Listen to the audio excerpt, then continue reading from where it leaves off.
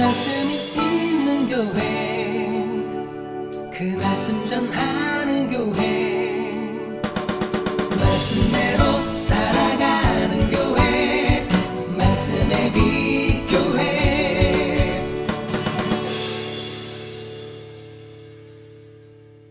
자, 오늘은 우리가 어떻게 라는 제목으로 함께 말씀을 나눠보려고 합니다. 관계에서 중요한 게 뭐라고 생각하십니까? 여러분은 관계, 이렇게 부부간에 아니면 부모와 자식, 그리고 아니면 동료들, 아니면 목사와 성도, 여러분들 뭐 관계에서 가장 중요한 게 뭐라고 생각하세요? 뭘 것 같으세요? 아마 저는 신뢰가 아닐까 싶습니다.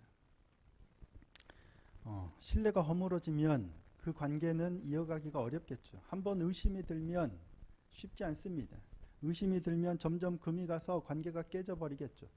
그러니까 뭐 이해관계에 따라서 관계가 깨진 건 이해관계가 다시 맞으면 다시 또 관계가 이어질 수 있어요. 그런데 이 관계, 신뢰를 깨는 가장 큰 이유가 뭘까요? 정직이 아닐까 싶습니다. 정직하지 못하면 신뢰할 수 없겠죠. 그러면 의심하게 되고 관계가 깨지는 거죠. 그러니까 정직하지 못하다는 건 거짓이나 성실하지 못한 거, 그러니까 거짓이나 불성실 이런 게 관계를 깨는 가장 중요한 요소가 아닌가 싶습니다. 목사도 제가 좀 설교를 조금 못한다거나 제가 여러분이 보시다시피 좀 얼굴을 보기가 힘들 정도로 생겼다거나 그런 건 관계에 있어서는 약간의 작용을 할지 모르지만 괜찮아요. 하지만 중요한 건 목사로 제가 신뢰를 잃어버리면 거짓말을 좀 한다는 이런 게 들켜서 신뢰를 잃어버리면 관계가 깨지겠죠. 그러니까 이게 거짓이나 불성실 이런 게 굉장히 중요한 것 같아요. 그러니까 관계를 유지함에 있어서는 정직이 가장 중요한 요소가 아닐까 싶습니다. 집사람에게 제가 이상형이 절대 아니었습니다. 대놓고 얘기를 하더라고요. 당신은 내 이상형이 아니었어. 근데 이제 저를 선택한 중요한 이유 중에 하나가 정직하다는 거였던 것 같아요. 아니면 어쩔 수 없지만 그 부분, 생긴 것도 이상형이 아니고 뭐 다른 게 이상형이 아니었지만 좀 정직하려고 했던 거. 근데 중요한 건 사람과의 관계에서도 중요한 건 이처럼 신뢰인데 더 중요한 건 하나님과의 관계에 있어서 이 신뢰가 가장 중요해요. 근데 이 관계가 깨지면 더한 비극은 없겠죠. 사람과 사람과의 관계가 깨져도 사실 손절한다거나 이렇게 이런 거 굉장히 상처가 되지만 하나님과의 관계가 깨지면 우리에게 있어서 이보다 더 비극적인 일은 없을 거예요. 하나님은 누구보다도 우리를 사랑하시죠. 더할 나위 없이 우리를 사랑하세요. 우리가 이 모양 이 꼴인데도 불구하고 끊임없이 우리를 사랑으로 채우시고 보호하시고 인도하시고 언제나 하나님께서는 우리는 약속을 안 지켜도 하나님은 신실하게 그 하신 언약을 늘 지키시는 분이세요. 하나님은 끊임없이 우리를 보호하시고 인도하시고 약속을 지키시는데 반대로 우리는 어때요? 끊임없이 배반하고 끊임없이 약속을 어기고 끊임없이 하나님을 거부하고 끊임없이 우상을 숭배하고 자기가 주인이 되어서 살아가려고 하는 게 우리의 연약함이 아닌가 싶어요. 그래서 하나님과의 관계가 산산조각 났죠. 그게 나중에 성경 공부를 하게 되면 한 번 더 말씀을 드리겠지만 구약을 간단하게 요약하면 출애굽에 실패한 이스라엘의 이야기라고 할 수 있습니다. 하나님이 애굽에서 세상에서 건져내서 시내산에서 언약을 맺고 하나님의 백성으로 삼으셨는데 결국은 가나안 땅에까지 들어가서도 새로운 하나님의 나라를 건설하는 걸 실패해요. 또 다른 애굽을 건설해요. 그러니까 출애굽에 실패한 이스라엘의 이야기가 바로 구약인데 우리의 삶이 그래요. 하나님은 늘 언약을 맺으시고 사랑으로 지키시고 보호하시는데 우리는 늘 배신하고 늘 신뢰를 저버리죠. 그래서 하나님과의 관계가 산산조각 납니다. 포로로 사로잡혀가요. 그런데 다행인 건 여전히 소망이 있다는 거예요. 관계를 바로잡을 수 있는 기회가 있다는 거예요. 근데 그 기회나 그 소망이 우리에게 있는 게 아니고 하나님의 신실하심에 있죠. 하나님은 다시 깨진 관계를 치유하고 회복시킬 수 있는 능력이 있고 의지가 있으세요. 그게 우리에 대한 사랑이겠죠. 그래서 우리는 하나님께 다시금 용서를 구할 수 있어요. 그러면 하나님께서 우리를 용서하시고 깨진 관계를 다시금 회복해 하세요. 이걸 은혜라고 하죠. 방금 특송하셨던 것처럼 이게 은혜예요. 우리는 이 깨어진 관계를 그릇도 깨지면 이걸 제대로 회복시킬 수 없지만 하나님은 온전히 깨져버린 이 관계도 온전하게 회복시키실 수 있어요. 이게 바로 은혜라는 거예요. 자, 이것이 사실은 지금 제가 말씀드린 게 말라기가 전하고 있는 메시지입니다. 여전히 포로에서 돌아왔지만 성전을 재건했지만 에스라와 느헤미야와 거의 동시대나 바로 다음 시대의 사람이 말라기인데 여전히 성전 제사는 엉망이고 하나님께 제사 드린다고 하는데 여전히 삶은 신앙은 바닥이에요. 하나님과의 관계가 깨져 버렸어요. 그런 이스라엘 백성들을 향해서 말라기가 전한 메시지예요. 제사장들아, 백성들아, 너희가 범죄했다, 너희가 여호와를 멸시했다, 막 범죄를 막 너희의 죄악들을, 우리의 죄악들을 막 선포해요. 그런데 중요한 건 죄의 지적이 중요한 게 아니라 그럼에도 불구하고 소망이 있다는 거예요. 다시금 회복이 있다는 거예요. 하나님께 돌아오면 회복할 수 있다라는 겁니다. 이게 말라기가 전하고 있는 메시지예요. 말라기라는 말은 나의 사자라는 의미입니다. 그래서 어떤 사람들은 그냥 나의 사자라고 번역하기도 하는데 보편적으로는 이게 말라기라는 사람의 이름으로 이해하고 있습니다. 근데 말라기는 마지막에 선지자 엘리야가 다시 돌아올 것이다 라는 약속으로 끝을 맺습니다. 그리고 회개하고 믿는 모든 사람을 하나님이 용서하여 줄 것이다, 이걸 알려주고 말라기가 끝이 나요. 그리고 몇백 년 동안 이제 중간 기가 있고 그리고 예수님이 오시는 신약이 시작하죠. 말라기 이후에는 몇백 년 동안 선지자가 끊어집니다. 그 마지막 구약의 마지막 선지자가 선포한 게 뭐예요? 죄, 우리의 죄를 지적하고 고발해요. 하지만 그 지적이 소망이 있는 거예요. 제가 늘 이 자리에서 거의 선포하면 장로님도 오셔서 늘 하셨던 말씀이 저는 축복이나 복이나 은혜나가 아니라 늘 우리의 죄악을 지적해요. 그게 소망이 있기 때문입니다. 그러고 싶어서 그런 게 아니라 말씀 앞에 서면 그렇게 돼요. 내가 죄인이라는 게 깨달아져요. 그런데 그게 죽음의 길로 가는 게 아니라 그래서 우리에게 소망이 있는 거예요. 오늘 본문을 통해서 그러한 모습을 또 보기를 원합니다. 죄를 지적합니다. 비록 죄 가운데 있지만 지금 죄가 만연한 상황 가운데 있지만 회개하면 용서와 구원을 얻게 될 것이다 라는 메시지예요. 그래서 제사장으로부터 시작해서 온 이스라엘 백성들의 죄악을 지적합니다. 자, 강하게 지적합니다. 죄를 지적할 때 어떻게 해야 될까요? 제가 여러분의 죄를 지적하면 여러분은 어떻게 반응하셔야 될까요? 아마도 버럭하지 않을까 싶습니다. 저도 마찬가지입니다. 아내가 저의 잘못을 지적하면 저도 막 이렇게 올라옵니다. 대놓고 막 소리는 안 지르지만 올라와요. 그래서 막 아무 대답도 안 하고 어깃장을 놓기도 하고.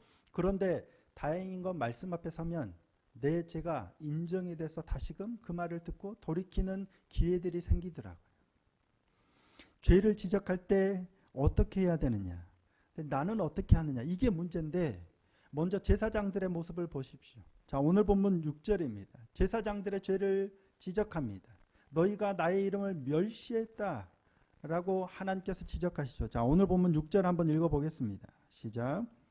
내 이름을 멸시하는 제사장들아, 나 만군의 여호와가 너희에게 이르기를 아들은 그 아버지를, 종은 그 주인을 공경하나니 내가 아버지일진데 나를 공경함이 어디 있느냐, 내가 주인일진데 나를 두려워함이 어디 있느냐 하나 너희는 이르기를 우리가 어떻게 주의 이름을 멸시하였나이까 하는도다.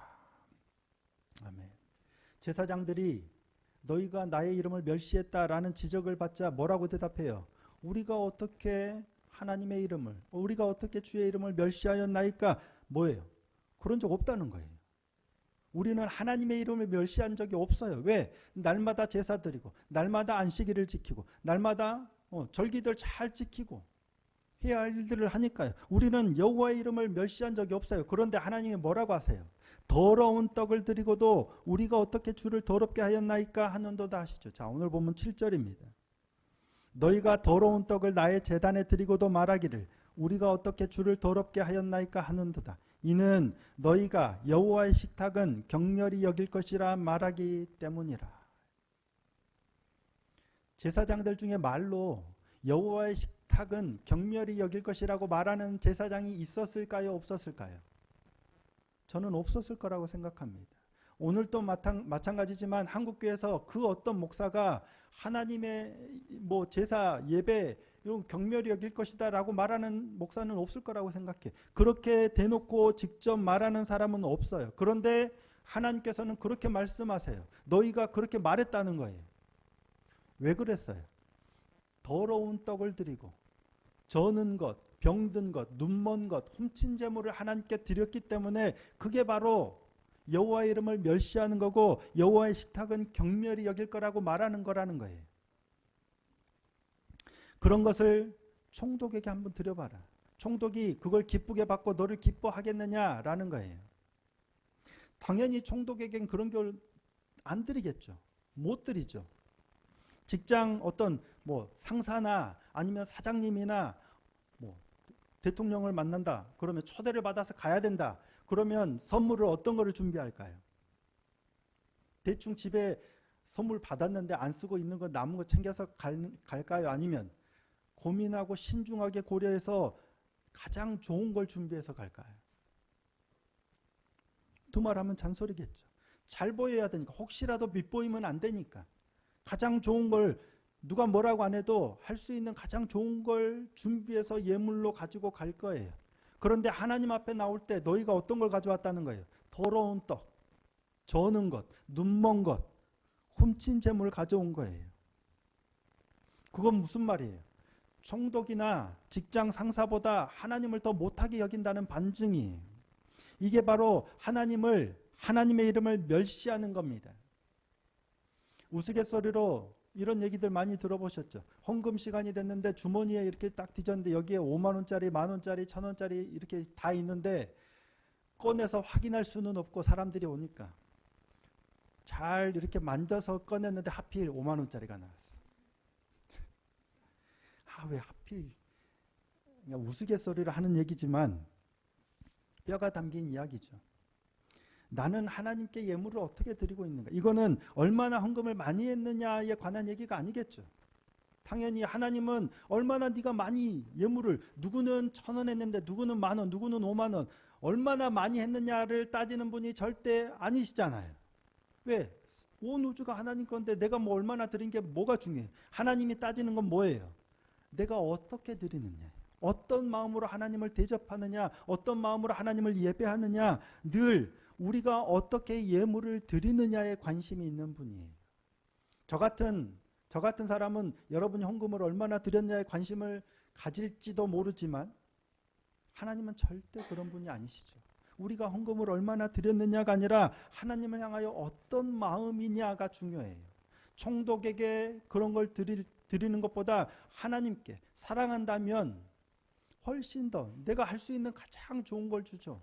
저도 별건 아니지만 좋은 게 생기면 잘 안 먹어요. 안 먹으려고 안 먹는 게 아니라 잘 안 먹어져요. 그냥. 왜? 내가 사랑하는 사람들이 먹기를 기다려요. 그냥 사랑하니까요. 왜 안 먹어? 자기도 먹어. 나 별로 안 좋아해. 이게 우리 기본이잖아요. 하물며 하나님께는 쓰다 남은 거, 병든 거, 저는 것, 눈먼 것이 아니라 가장 좋은 것을 드려야 되지 않겠나 하는 거예요. 그런데 당시 제사장들에게 하나님께서 충격적인 말씀하세요. 내 이름을 멸시하는 제사장들아. 제사장들 입장에서는 엄청 충격적이겠죠. 만약에 오늘 제가 이런 말씀을 듣는다면 엄청나게 충격을 받을 것 같아요. 그래서 제가 온전하지 못해요. 제가 100점은 아닐 것 같아요. 하나님이 오셔서 예수님께서 저에게 이런 말씀을 하시면 좀 많이 부족해요. 그럼에도 불구하고 나를 멸시하는 목사라고 한다면 정말 충격에 빠질 것 같아요. 날마다 어찌됐든 잘은 못하지만 말씀 앞에 서고 기도의 자리 지키고 이렇게 예배하려고 발버둥을 치고 있는데 오셔서 나를 멸시하는 정민 목사야 이러면 날마다 월삭과 안식일과 성회로 빠지지 않고 제사 드리고 11조 근처의 11조까지 회양의 11조까지 향신료의 하나하나 11조 다 따져서 드리는데도 내 이름을 멸시하는 제사장이야 한다면 얼마나 충격이겠어요. 그러면 뭐라고 대답할까요?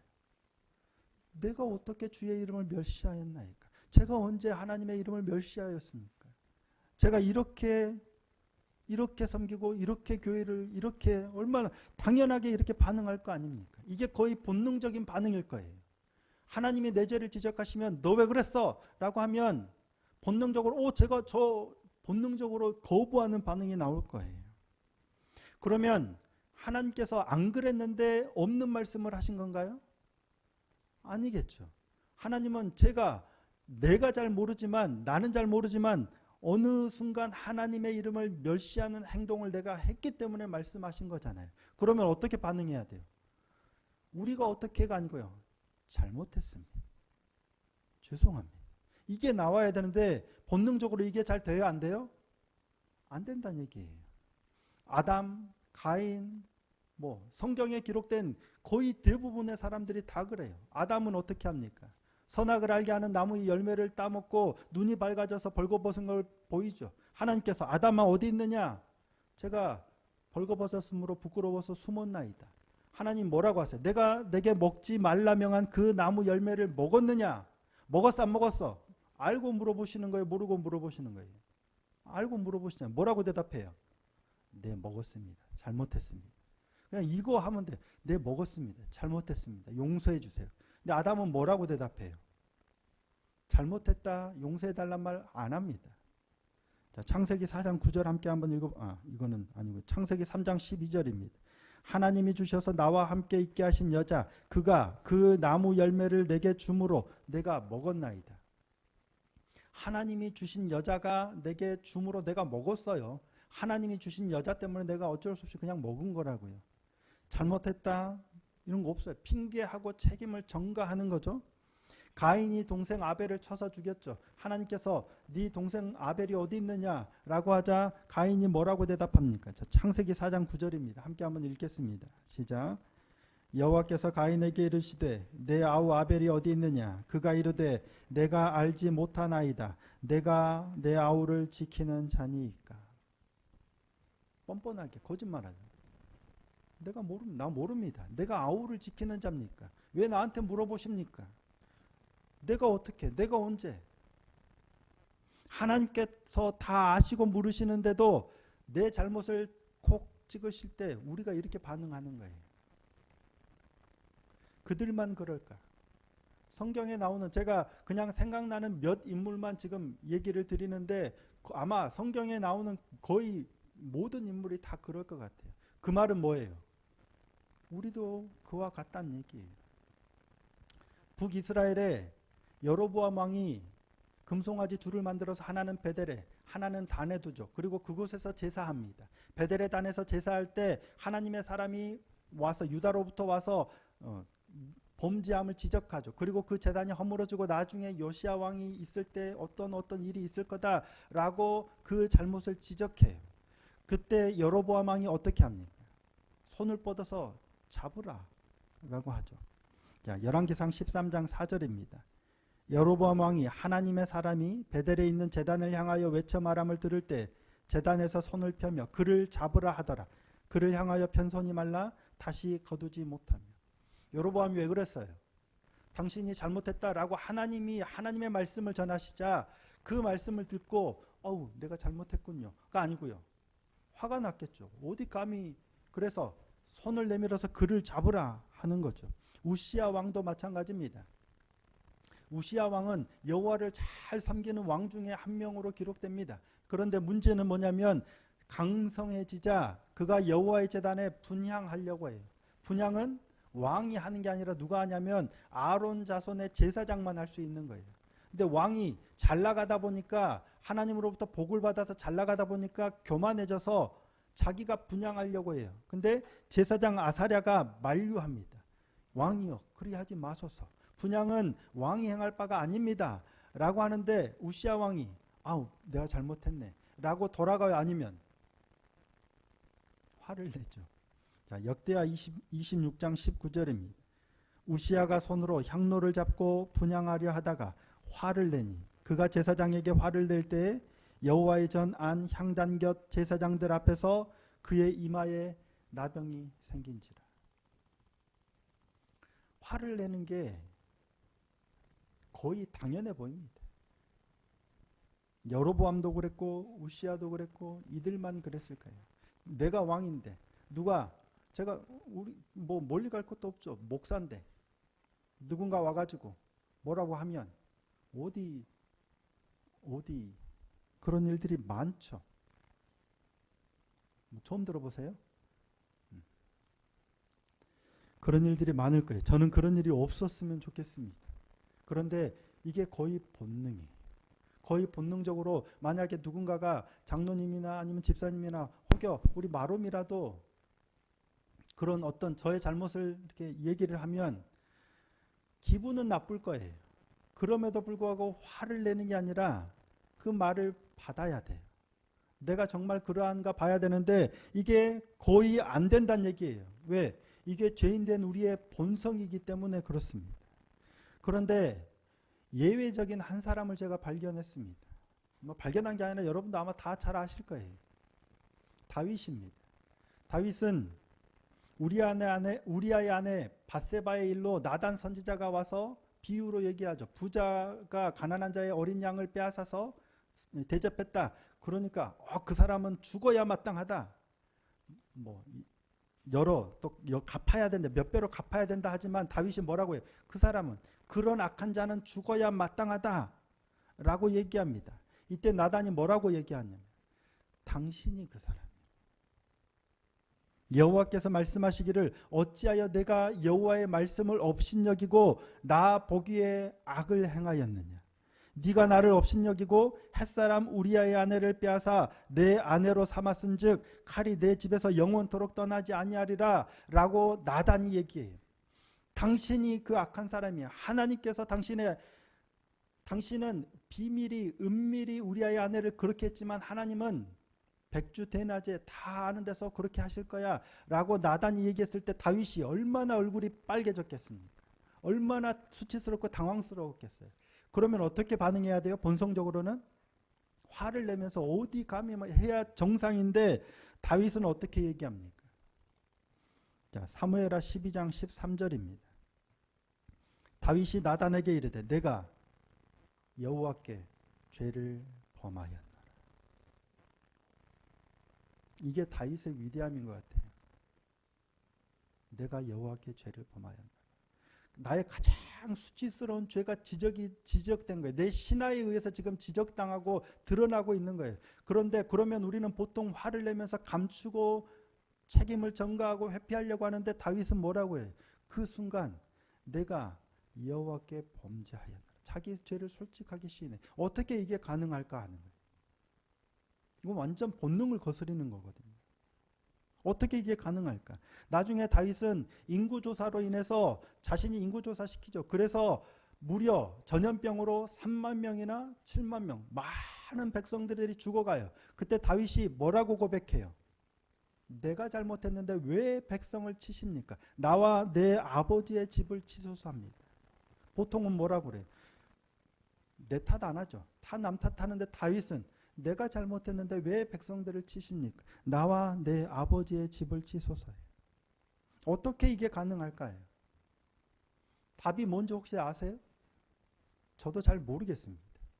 다윗이 어떻게 이럴 수 있었는지 몰라요. 다윗은 특별히 그런 사람이었기, 하나님을 신실하게 믿는 그런 사람이었기 때문에 그랬을까요? 다윗도 우리와 동일한 본성을 지닌 사람이에요. 여인을 보면, 아름다운 여인을 보면 현혹되고, 아들들이 잘못하면 아들들 잘못 그냥 덮어두고 지나가고 여러 아내들을 취하고, 그도 동일한 본성을 가진 사람이에요. 그의 본성이 좋아서는 아닌 것 같아요. 그러면 다윗은 어떻게 이럴 수 있었을까? 정답은 모르겠지만 제가 말씀에서 찾은 정답은 그는 말씀의 사람이었기 때문에 그랬다라는 겁니다. 성경에 나오는 다윗의 특징 중에 하나는 그는 묵상하는 사람입니다. 주야로 여호와의 말씀을 묵상하는 사람이에요. 주의 율례를 읊조리는 사람이에요. 양을 칠 때도 읊조렸고 사울에게 쫓길 때도 주님의 말씀을 읊조리고 묵상하던 사람이에요. 그게 그를 이런 사람으로 만들어가지 않았나 싶습니다. 늘 하나님께 묻고 그 하나님께 기도하던 사람. 심지어 아말렉 군사들에 의해서 가족들이 사로잡혀가면 어떻게 해요? 당장에 쫓아가고 하나님께 기도하면 뭐라고 기도해야 돼요? 반드시 찾을 수 있게 해달라고 기도할 텐데 다윗은 뭐라고 질문해요? 쫓아가면 쫓아갈 수 있겠나이까 없겠나이까? 그걸 왜 물어봐요? 다윗은 물어봐요. 우리는 우리의 본성을 어떻게 할 수 없습니다. 저도 어떻게 할 수 없습니다. 하지만 말씀 앞에 머물 때 말씀이 우리를 이렇게 변화시켜 가는 것을 믿습니다. 그래서 저희 교회 이름이 말씀의 빛 교회입니다. 저도 자신이 없습니다. 저의 본성을 이겨낼 힘이 없어요. 하지만 분명한 건 어느 순간 말씀이 저를 끌어당겼고 말씀 앞에 서는 시간들이 늘어나면서 점점 제가 변해 왔더라고요. 뒤돌아보면 변해 있는 저의 모습을 보게 돼요. 그게 다른 게 아니라 말씀 때문이라고 저는 확신하기 때문입니다. 다윗이 그랬듯 우리도 가능합니다. 우리도 동일한 본성을 가진 사람, 애초에 우리에게는 소망이 없지만 말씀의 자리에 머물 때 하나님께서 우리를 그렇게 변화시켜 가는 거예요. 말씀이 우리를 변화시켜 가는 거예요. 그래서 우리 교회가 나가야 할 방향은 오직 말씀에 두는 겁니다. 교회가 해야 할 일들 많죠. 그렇지만 무엇보다도 우리는 다른 것도 당연히 해야 되겠지만 무언가를 많이 하기보다는 오직 말씀의 사람이 되는 걸 목표로 삼는 겁니다. 근데 이게 참 쉽지 않은 것 같습니다. 저도 목사지만 날마다 말씀 앞에 서고 날마다 말씀을 묵상하고 날마다 말씀을 따라 살려고 애를 쓰지만 그조차도 쉽지 않습니다. 그럼에도 불구하고 우리의 소망은, 우리의 길은 말씀에 있음을 믿고 확신합니다. 저와 여러분은 이제 제사장에게 얘기했지만 다음에는 또 모든 백성들을 향해서 너희의 죄를 선포합니다. 하지만 우리에게 소망이 있어요. 돌이키면, 회개하면 하나님이 우리를 구원하세요. 용서하시겠다라는 말씀이 선포됩니다. 그 우리의 죄를 지적했을 때 반박하지 않고 아예 튕겨내지 않고 그를 수용할 수 있는 훈련이 말씀 묵상에 있기 때문입니다. 날마다 말씀 앞에 섬으로 나의 연약함을 깨닫고 훈련됨으로 하나님께서 나의 잘못을 지적하실 때 물론 욱할 수 있지만 그럼에도 불구하고 다윗처럼 내가 여호와께 범죄하였나이다 라고 고백하고 회개의 자리로 나아갈 수 있는 저와 여러분이 되기를 소원하고 축복합니다. 쉬운 길은 아니지만 끝까지 포기하지 않고 자리를 지켜낼 때 하나님께서는 우리를 말씀의 사람으로 다윗처럼 하나님의 마음에 합한 사람으로 세워가실 줄 믿습니다. 날로 그렇게 더욱더 말씀에 부합한 사람이 되어갈 수 있기를 예수님의 이름으로 축복합니다.